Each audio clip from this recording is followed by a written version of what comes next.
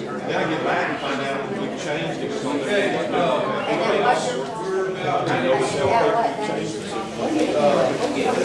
we'd like to welcome you to our sixth in our set of community-wide meetings where we're discussing the issue of ridgetop development, steep slope, and this was, of course, an issue that has been probably started about 14 months ago. My name is Tony Norman, and I'm a county commissioner and one of the co-chairs of the task force. This is Joe Holtquist. He's a city councilman. And Joe and I probably 14, 15 months ago got together after an event in South Knoxville when the water tower went up. And essentially we thought about issues that have affected ridgetops and steep slopes around Knox County for some 30 years. We share similar ideas about probably the values of having those ridge lines somewhat protected and kept somewhat intact. Certainly the idea, probably one of the purposes of the task force was expressed by the people who came together in that process, and there was a wide variety of people who were on the task force. These are planners, developers, engineers, professionals from a range of occupations. I think we have, and we've used the term in some of our meetings, shareholders and stakeholders, and I think we have both in those roles on the task force. So our first few meetings were relatively quiet and not very well attended, but lately we seem to caught the eye of the public, and we greatly appreciate you coming.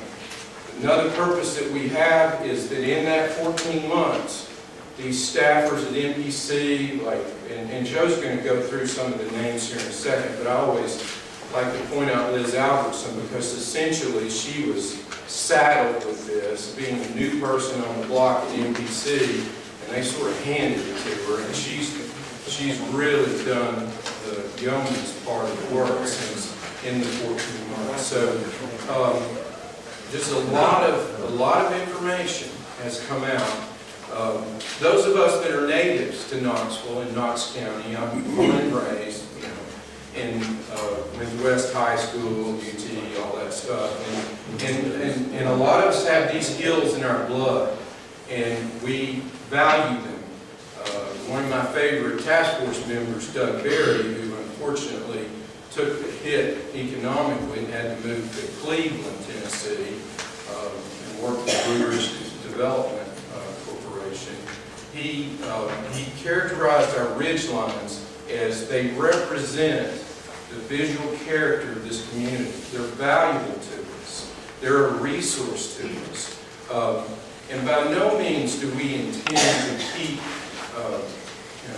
to make ridge lines a wilderness area. As you'll see, we talk about responsible development. We talk about incentivizing development into places where we really feel it's beneficial to the broad community. And so we hope you listen carefully to the presentation. Certainly this is a two-way communication. It's an effort for us to bring that 14 months of information which we've gathered to you, and then have you respond to that and ask questions about it and comment on it, and so that we can have information back.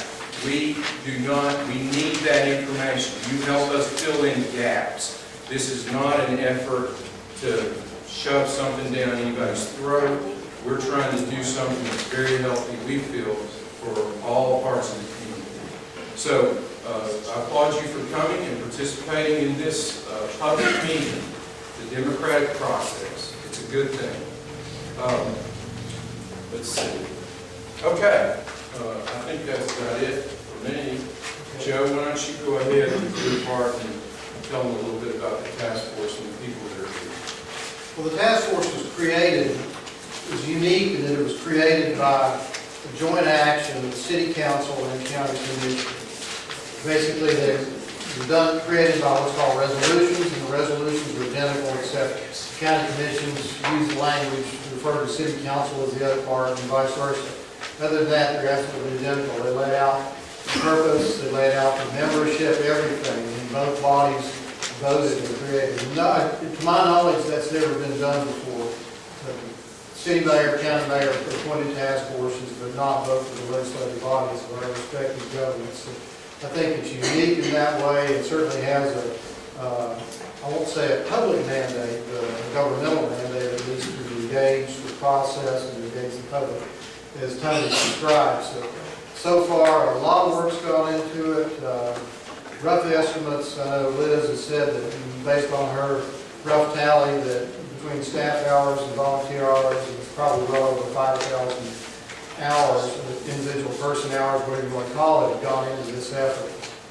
But that doesn't mean it's over with, but it means, as Tony said, this is a process, and now we've got something that we can talk about, and that's what we're here to do tonight in all of these 8 meetings, this being the 6th of 8 meetings. But what we want to do, first of all, what I want to do is introduce some of the key players and important people that need to be introduced, and since you'll know who's here, people that are engaged and will be engaged in this process.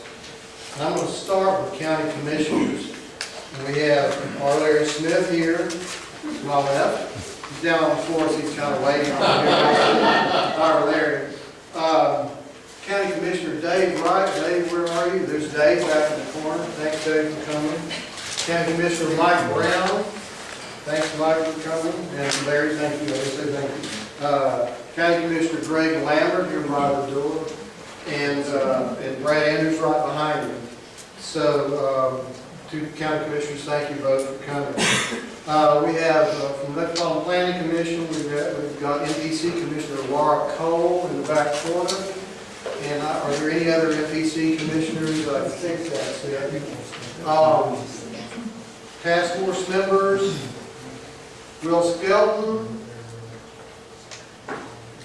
Scott Frith, Rocky Smith, back in the back against the back wall. Tim Zinsman also in the back. I see him back there. Wayne Loveday also in the back in the very corner. And David Vandergriff right here. And Mark Campbell next to him. I didn't have Mark on the list. He just shows up. So thank you all for coming, and thank you for all your hard work. And also staff, of course, Liz, one-on-one Liz has already been mentioned. Buzz Johnson, Deputy Director of the MPC, here at Lincoln Gilroy, and I believe that's all the staff for now. So, with the introductions taken care of, I'm going to go through the ground rules. We've learned as we've gone through this process. We want to make sure that everybody has a chance to have their say and have input into this process. And as you can see, some of the recent meetings have had fairly good-sized crowds and good turnout. This is certainly no exception tonight. And so the ground rules we've laid out, we want to make sure that everybody gets a chance to speak. We've got a sign-up list. We had it on the front table. We're going to bring it in here, and if anybody hasn't signed up and you want to speak, please make sure that you sign that list. We haven't done the sign-up list in the past, but again, we're sort of learning as we go to make sure that the process runs smoothly. So what we're going to do, we're going to have a question and answer session that will follow. If you have a copy of this, you'll see that the first we have a presentation, and Liz Alves is going to handle that with the slides and all. It's a little bright in here, but we're going to do the best we can. Hopefully you all can see the screen. I don't think we've got any window blinds or any controls on those windows, so we'll make do with what we've got.